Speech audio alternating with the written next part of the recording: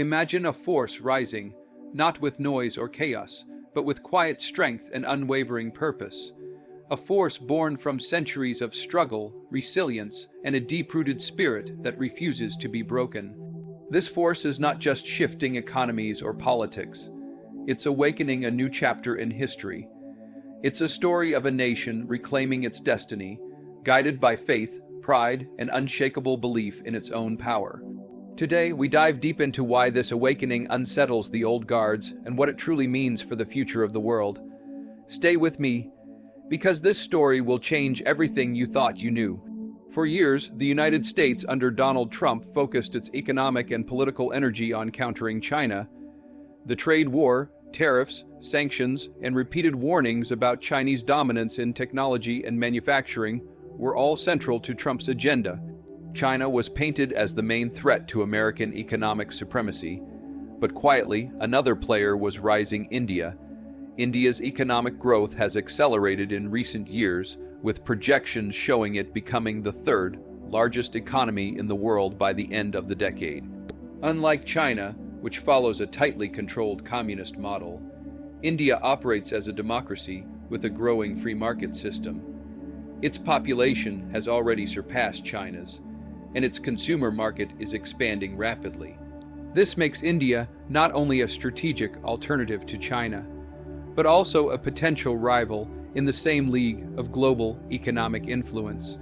Trump's policies were built on keeping America ahead, dominating manufacturing, keeping jobs on American soil, and pushing back against any country that challenged that position. When India began to emerge as a major tech and manufacturing hub, it complicated that equation. India isn't just taking outsourced jobs anymore.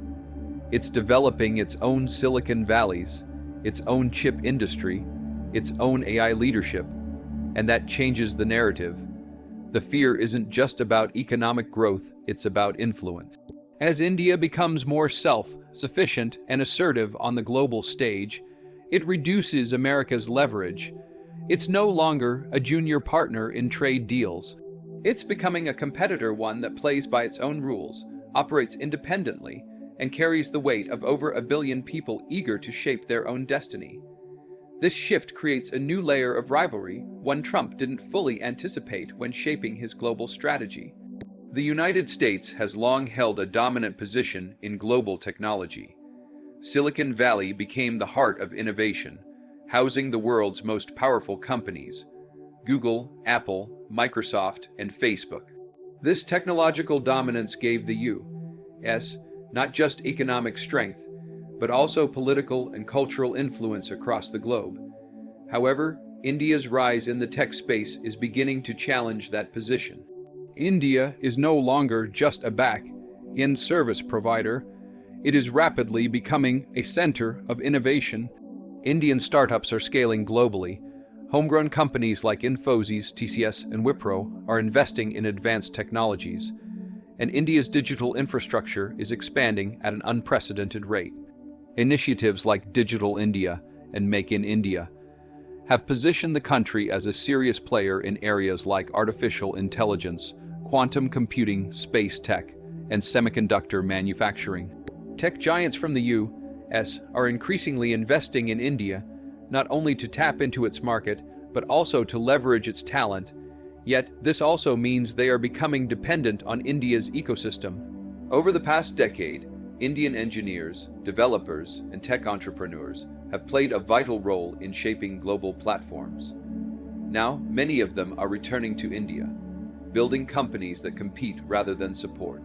From government-backed digital payment systems like UPI to the rise of Indian unicorns in fintech, edtech, and health tech, India is building a parallel tech universe that doesn't rely on Silicon Valley.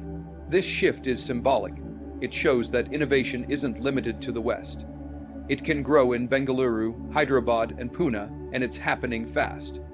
The rapid development of India's tech sector introduces a new, decentralized model of digital leadership. It alters global dynamics and raises questions about the future of U.S. tech dominance in a world where India is not just catching up, but setting the pace. Throughout modern history, U.S. foreign policy has often relied on economic and strategic influence to shape the decisions of other nations.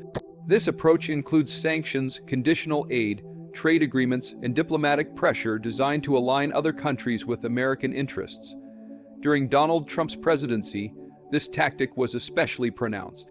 He frequently used tariffs, threats of trade war, and economic leverage as tools to negotiate from a position of strength. But India doesn't fit neatly into this model.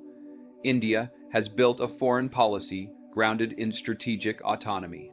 It does not align fully with any one global bloc, even during moments of intense global polarization, such as U.S. tensions with Iran or Russia. India continued to pursue its own path. While Trump was threatening sanctions on nations that bought oil from Iran, India kept those channels open to meet its own energy needs. Similarly, despite growing pressure to distance itself from Russia, India maintained and even expanded defense and energy partnerships. This independent posture is reinforced by India's domestic push for self-reliance, particularly through initiatives like Atmanirbhar Bharat, Self-Reliant India. The policy promotes domestic manufacturing, local innovation, and reduced dependence on foreign supply chains. From pharmaceuticals to defense production, India is intentionally building economic systems that resist foreign control. For a leader like Trump, who values transactional diplomacy and seeks predictable leverage points, India's approach presents a challenge. India cannot be easily swayed with threats or incentives. It does business on its own terms, balancing partnerships without allowing any one country to dominate its agenda. This complicates the kind of deal-making Trump built his brand around. When a nation is self-reliant and politically independent, it becomes less susceptible to external pressure, undermining the traditional levers of American influence that Trump aimed to use on the global stage. The international order that emerged after World War II was largely shaped by the United States and its allies. Institutions like NATO, the IMF, and the World Bank were built to reflect and maintain Western dominance. This system worked well for decades, allowing the U.S. to play a central role in global decision-making. But in recent years, the balance of power has begun to shift, and India is playing a key role in that transformation. India is not aligning itself exclusively with the West, nor is it joining any anti-Western bloc. Instead, it is helping to build a new multipolar world, one where power is distributed among several key players rather than concentrated in Washington or Brussels. India maintains strong relations with the United States, but it also collaborates with countries like Russia, Iran, and China when it suits its national interests. This flexibility allows India to maximize its influence without becoming dependent on any single alliance. During Trump's presidency, the U.S. often pursued a unilateral, America-first approach that sometimes alienated traditional allies and ignored emerging powers. Trump viewed international cooperation through a transactional lens, favoring short-term gains over long-term stability. In contrast, India has steadily expanded its diplomatic reach, joining forums like BRICS, the Shanghai Cooperation Organization, and Quad, while maintaining its independence in each. India's growing leadership in the global south further shifts the geopolitical landscape. It advocates for the voices of developing nations and challenges the idea that Western models are the only path to progress. As more countries begin to see India as a partner rather than a subordinate, the traditional Western-centered order begins to weaken. This shift undermines the very foundation of American-led influence and introduces a new, unpredictable dynamic that challenges the strategies leaders like Trump relied on. The Indian diaspora in the United States has grown into one of the most influential and successful immigrant communities. With over 4.5 million people of Indian origin living in the U.S., their presence is felt across every major sector: technology, medicine, education, business, and increasingly, politics. This rise in influence poses a unique challenge for leaders like Donald Trump, who have built political narratives around nationalism, immigration control, and preserving traditional power structures. Indian Americans are among the highest earning and most educated ethnic groups in the U.S. They hold leadership roles in companies like Google, Microsoft, IBM, and Adobe. In Silicon Valley, Indian talent drives innovation, entrepreneurship, and capital investment. This success story shifts the image of immigration in the U.S. from one of economic burden to one of strategic value. For a president like Trump, who has used anti-immigrant rhetoric to galvanize political support, this reality complicates the narrative. Beyond economics, Indian Americans are also gaining political clout. More are entering public office, shaping policy, and influencing election outcomes, especially in swing states. Leaders like Vice President Kamala Harris, who has Indian heritage, represent a symbolic shift in American politics.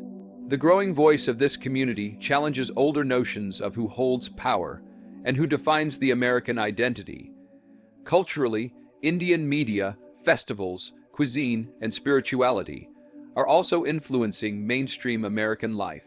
From yoga studios to Bollywood-influenced music, the diaspora is helping redefine soft power dynamics between India and the West.